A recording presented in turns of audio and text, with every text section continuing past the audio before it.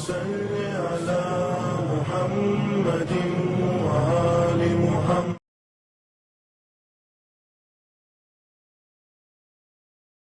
اعوذ باللہ من الشیطان الرجیم. بسم اللہ الرحمن الرحیم. اللہم صل علی محمد وآل محمد وعجل فرجہم. قال اللہ تعالی فی کتابہ المجید. بسم اللہ الرحمن الرحیم. قل لا اسألکم علیہ اجرا الا المودۃ فی القربى. خداوند عالم نے قرآن مجید میں ارشاد فرمایا ہے، اور ایک ایسا حکم ہم تمام لوگوں کے لیے کہ جس کے ذریعے ایک اہم فریضے کو انجام دینا ہے. پروردگار عالم مخاطب ہے، رسول کہہ دیجیے ان لوگوں سے کہ اجر رسالت کے سلسلے میں آپ کچھ نہیں چاہتے سوائے اس کے کہ آپ کے قرابت داروں سے، آپ کے اہل بیت سے محبت کی جائے. اہل بیت سے محبت، رسول خدا کی آل اولاد سے محبت کرنا یقیناً ایمان کا جز ہے، جس کے بغیر نجات نہیں ہے. انسان لاکھ عبادتیں کرتا رہے لیکن اگر اہل بیت سے وابستہ نہیں ہے، اگر اہل بیت سے محبت نہیں رکھتا تو اس کی تمام عبادتیں اس کے منہ پر مار دی جائیں گی. اس عبادت کو اللہ قبول کرنے والا نہیں ہے کہ جہاں پر انسان کا دل اہل بیت کی محبت سے خالی ہو. انہی اہل بیت اطہار میں آج کی تاریخ مطالبہ کرتی ایک روایت کے اعتبار سے اس عظیم شخصیت کی اس دنیا سے کوچ کرنے کی تاریخ ہے کہ وہ عظیم ہستی کے جو رسول اللہ کی پیاری نواسی بھی ہیں، اور وہ عظیم ہستی کہ جن کا ایک بہت بڑا اہم کردار کربلا میں بھی رہا ہے، جناب ام کلثوم علیہ السلام. کہ جناب ام کلثوم کے اللہ نے آپ کو بہترین رشتوں سے نوازا. ددیحال یا ننیحال دونوں اعتبار سے دیکھیں تو بہترین رشتے آپ کو عطا خداوند عالم نے کیے. بہترین ماں باپ علی و فاطمۃ الزہرا کی شکل میں، ننیحال کے اعتبار سے دیکھیں، ددیحال کے اعتبار سے دیکھیں، نانا اور دادا کے اعتبار سے دیکھیں تو نانا آپ کے رسول خدا حضرت محمد مصطفیٰ صلی اللہ علیہ وآلہ وسلم، اور آپ کی نانی جناب خدیجۃ الکبریٰ، آپ کے دادا جناب عمران یعنی جناب ابو طالب علیہ السلام،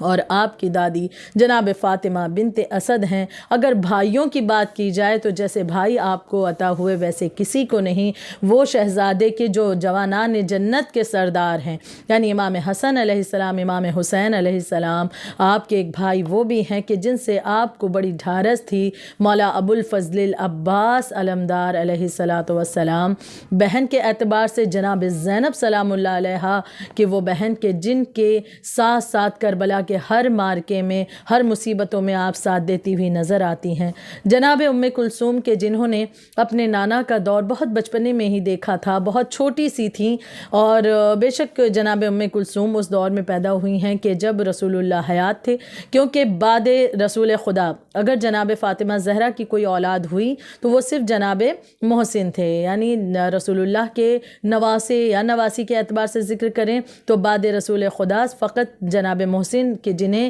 اس دنیا میں آنے بھی نہ دیا گیا، اور جو کہ جناب محسن اپنی والدہ جناب فاطمۃ الزہرا کے شکم میں شہید کر دیے گئے.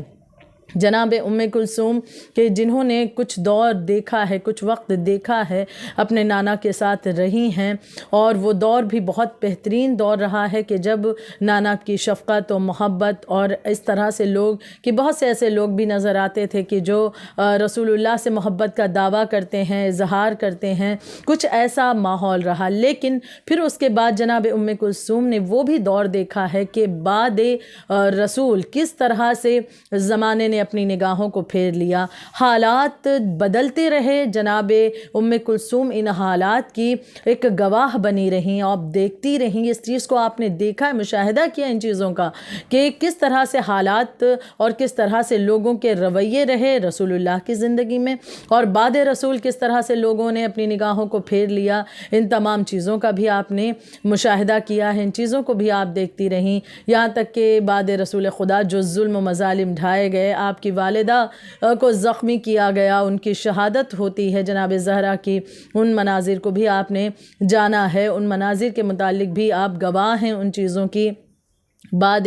فاطمۃ الزہرا اپنے بابا کی تنہائی کو بھی آپ نے دیکھا ہے کہ جہاں پر آپ کے دیگر بھائی بہن بھی آپ کے بابا علی مرتضیٰ کی تنہائی میں ساتھ دیتے ہوئے نظر آتے ہیں، وہیں چھوٹی بیٹی، آپ بھائی بہنوں میں چاروں بھائی بہنوں میں سب سے چھوٹی تھیں، مولا حسن، امام حسین علیہ السلام، امام حسین علیہ السلام، جناب زینب اور پھر جناب ام کلثوم۔ جناب ام کلثوم سب سے چھوٹی ہیں، لیکن آپ اپنے بابا کی ڈھارس بندھایا کرتی، یہاں تک کہ بابا کا سایہ سر سے اٹھا، امام حسن کا دور آیا، ان تمام غموں کو بھی آپ نے دیکھا ہے، امام حسن کی شہادت کے مناظر دیکھتی ہیں، یہاں تک کہ وہ دور بھی آیا کہ جب ایک عظیم معرکہ فتح کرنے کے لیے آپ کے بھائی حسین نے مدینہ چھوڑا ہے، آپ اپنے بھائی کے ہمراہ رہیں، ساتھ ساتھ چل دی ہیں، جہاں پر جناب زینب کے متعلق ہم بارہا سنتے ہیں کہ بہت بڑی ڈھارس تھی جناب زینب مولا حسین علیہ السلام کے لیے۔ تو اگر ہم بات کریں کہ جناب زینب کی ڈھارس کون تھی، جناب زینب کو کون سہارا دیتی ہوئی نظر آتی ہیں، تو اس میں نام جناب ام کلثوم کا آتا ہے کہ جناب ام کلثوم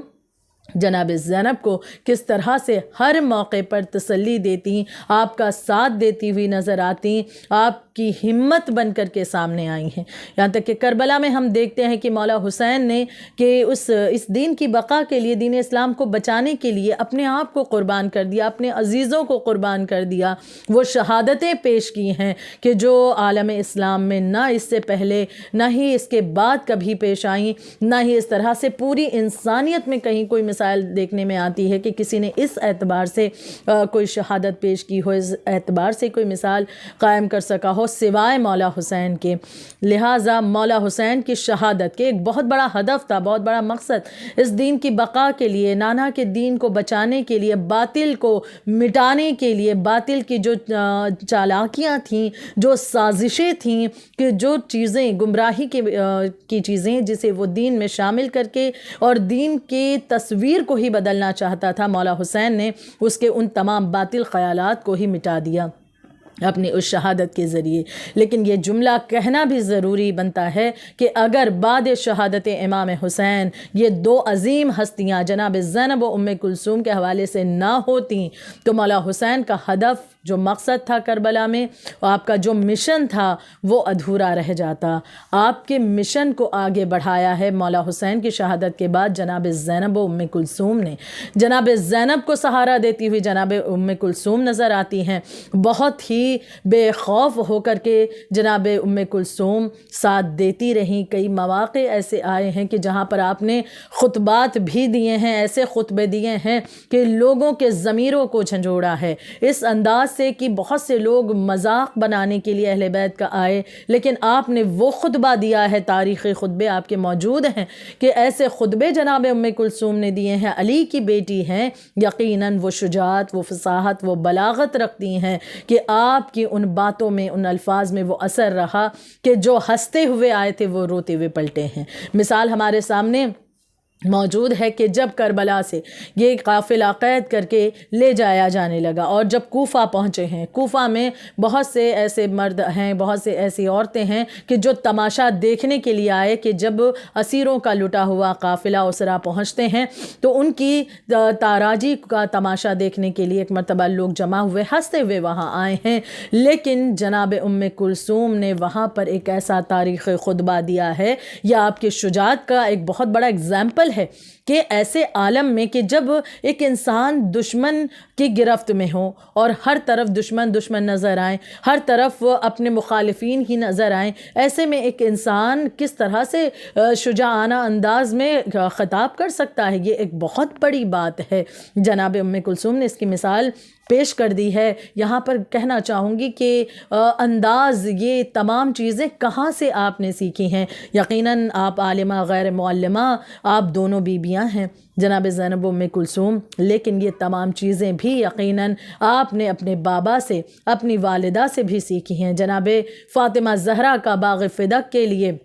شجاعانہ طریقے سے خطبہ دینا۔ آج یہاں پر جناب کلثوم کوفہ میں پہنچ کر خطبہ دے رہی ہیں کہ یہ لوگ جو ہنستے ہوئے آئے تھے، ایک مرتبہ انہیں غیرت دلا رہی ہیں کہ تم ہم پر ہنس رہے ہو، کیا تم ہمیں پہچانتے نہیں کہ ہم اہل بیت اطہار ہیں؟ اہل بیت اطہار کے ساتھ کیا ایسا سلوک کرنا چاہیے، اور بہت سی ایسی باتیں جو غیرت آپ نے دلائی ہے۔ یہاں تک کہ ان لوگوں کو سرزنش بھی کی ہے کہ تم لوگ جو رویہ اختیار کر رہے ہو ہمارے ساتھ، وہ اس معاملے کے تحت تم تیار رہنا کہ خدا کی بارگاہ میں تمہیں جواب دینا ہوگا، اور ایسا نہ ہو کہ تم پر بھی عذاب اس انداز سے نازل ہو جائیں جیسے کہ گزشتہ قوم پر عذاب نازل ہوئے تھے۔ اس طرح سے بالکل دلیرانہ انداز میں جناب کلثوم نے خطبے دیے ہیں یہاں پر۔ تو اثر کیا ہوا اس کا؟ اثر یہ ہوا کہ جو ہنستے ہوئے مذاق بنانے کے لیے آئے تھے جناب کلثوم کا خطبہ سننے کے بعد، وہ افراد اب پلٹتے ہیں تو روتے ہوئے پلٹ رہے ہیں اپنے گھروں کو۔ ایسے بہت سے مواقع آئے۔ دیکھیں، کربلا سے لے کر کوفہ اور کوفہ سے لے کر کے شام تک بہت سی منزلیں آئیں، کیونکہ ایک طویل سفر تھا، بہت بڑا سفر تھا، تو اس میں بہت سے ایسے پڑاؤ آئے ہیں، بہت سے ایسے مقامات آئے ہیں کہ جہاں سے ہوتے ہوئے گزری ہیں بیبیاں، اور یہ قافلہ اسیروں کا گزرا ہے۔ ایسے مواقع پر یہ بیبیاں دیکھیے خاموش نہیں رہیں کہ ہم پر ظلم ہو گیا ہے تو اب ہم خاموشی کے ساتھ بس سفر کرتے رہیں، نہیں، بلکہ نہ صرف یہ جرنی رہی، بلکہ نہ صرف یہ سفر جاری رہا، بلکہ اس سفر میں بہت سے ایسے مقامات موجود ہیں۔ جب ہم تاریخ کا جائزہ لیں، مقتل کی کتابوں میں پڑھتے ہیں تو پاتے ہیں کہ کربلا سے کوفہ، کوفہ سے لے کر شام تک کئی مقامات پر ان اسرا نے، ان بیویوں نے ایسے ایسے خطبے دیے ہیں کہ جس کے ذریعے لوگوں کے سوئے ہوئے ضمیروں کو جگایا ہے، اور بہت سے ایسے افراد کی جن مقامات پر کچھ لوگوں کو خبر ہی نہیں تھی مولا حسین کی اس شہادت کی، کربلا میں کیا کچھ گزرا، ان واقعات سے بھی انہیں آگاہ کیا ہے۔ یعنی تبلیغ دین کرتی رہیں اور اپنے بھائی کی شہادت کو عام بھی کرتی رہیں۔ مقام سرمدین میں پہنچنے کے بعد، جو کہ کوفہ سے شام کے درمیان میں ایک مقام آتا ہے، مقام سرمدین، وہاں پر پہنچنے کے بعد بھی جناب کلثوم نے ایک مرتبہ خطاب کیا ہے اور پہچنوایا ہے۔ یہاں پر ایک اور جملہ قابل غور ہے کہ کئی ایسے